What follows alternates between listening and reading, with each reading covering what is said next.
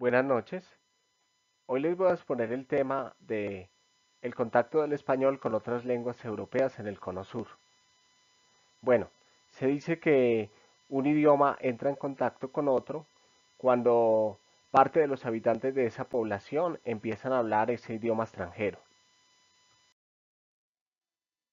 El contexto histórico del contacto con el portugués. Durante la época de la colonia, la corona española hacía los negocios con América por Perú, descuidando de esta manera el cono sur y los países que lo conforman, que son Uruguay, Paraguay, Argentina y Chile.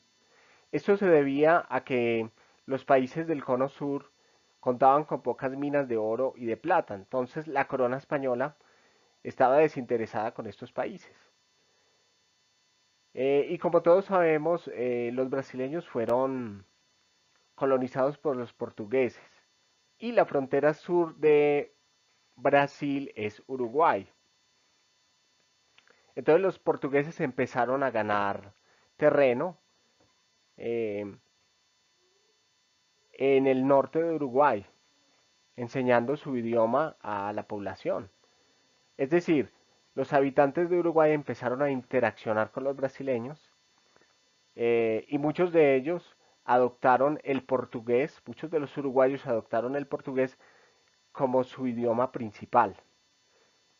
En las siguientes diapositivas les voy a presentar unos cuadros que nos van a señalar el avance del portugués en el norte de Uruguay. Bueno, en este mapa de 1963 vamos a analizar cómo se extendía, cómo se expandió el portugués en el norte de Uruguay. Aquí se nos están señalando tres zonas. La zona 1, que es la parte oscura, es donde se hablaba un portugués virtualmente puro. La zona 2 es donde se hablaba un fronterizo, un denominado fronterizo, que es un portugués dialecto de base portuguesa, pero hispanizado. O sea, podemos notar de que el portugués y el español se mezclan. Bueno, en la tercera zona, que es la zona 4, podemos ver eh, un fronterizo castellano, que es un dialecto. O sea, ya empieza a, a perder el portugués más pureza y a convertirse más en español. Y se forman dialectos.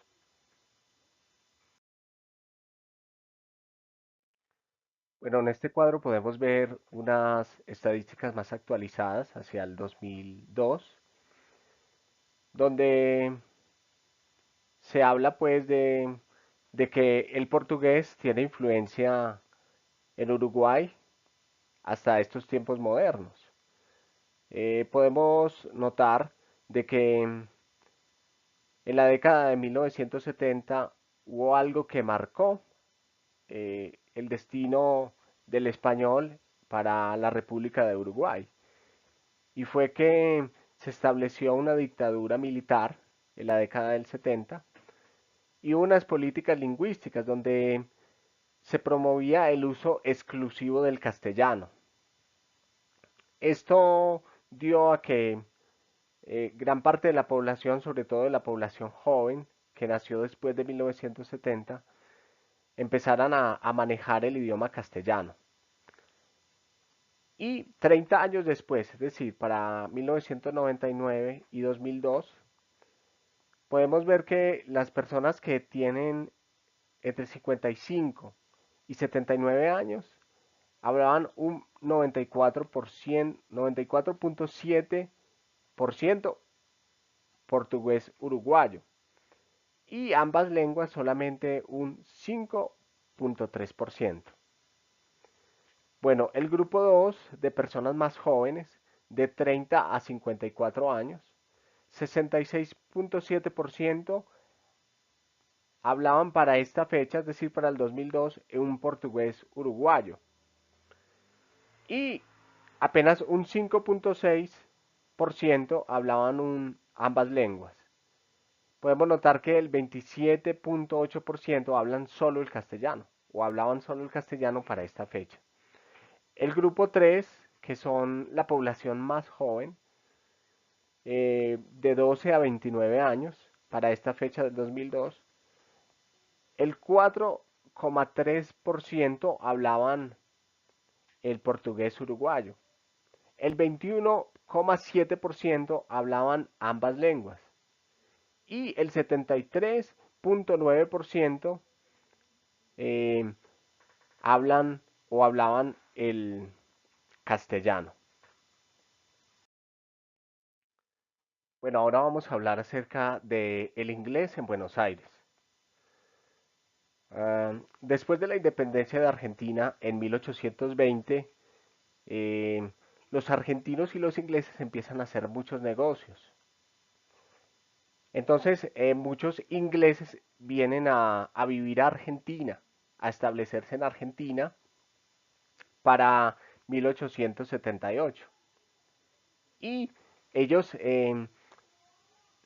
empiezan a hacer negocios en Argentina, pero a cuidar su cultura inglesa, su idioma, a fundar escuelas, hospitales, clubes, y esto lo pudieron sostener por 100 años, durante 100 años. Después, cuando se levantó otra generación de personas de origen inglés en Argentina, empezaron a sentir la necesidad de, de trabajar y de estudiar, y el ámbito que lo rodeaba era un ámbito español. Entonces ahí esas personas con raíces inglesas empiezan a hispanalizarse y a establecerse como argentinos propiamente. Bueno, después de la independencia de los países del Cono Sur, muchos daneses y alemanes inmigrantes vinieron y se establecieron acá en América. Empezaron a trabajar, a hacer negocios en el continente americano y a influenciar con su cultura y con su idioma a los habitantes de los países del Cono Sur. Los daneses y los alemanes, al igual que los ingleses, establecieron escuelas, clubes y hospitales para poder fomentar su cultura y sus raíces, al igual que su idioma, pero esto no lo pudieron sostener por causa del contexto latinoamericano y de la oferta laboral y educativa, como les sucedió a los ingleses. Entonces se fue perdiendo esa cultura, esas raíces. Muchos de ellos también regresaron a sus países. Y esta es la parte de la historia del danés y el alemán en el cono sur. En esta época, después de la independencia, hubieron muchos inmigrantes italianos que se establecieron en Buenos Aires. Fue tanta la cantidad que llegaron a ser el 20% de la población de Buenos Aires y fueron muy bien recibidos por los argentinos porque eran gente muy trabajadora, gente muy esforzada, y empezaron a hacer negocios con ellos. Y también a tener contacto con su idioma, con el italiano. Y de hecho, hasta la fecha de hoy, eh, los argentinos y los italianos tienen muchas cosas en común.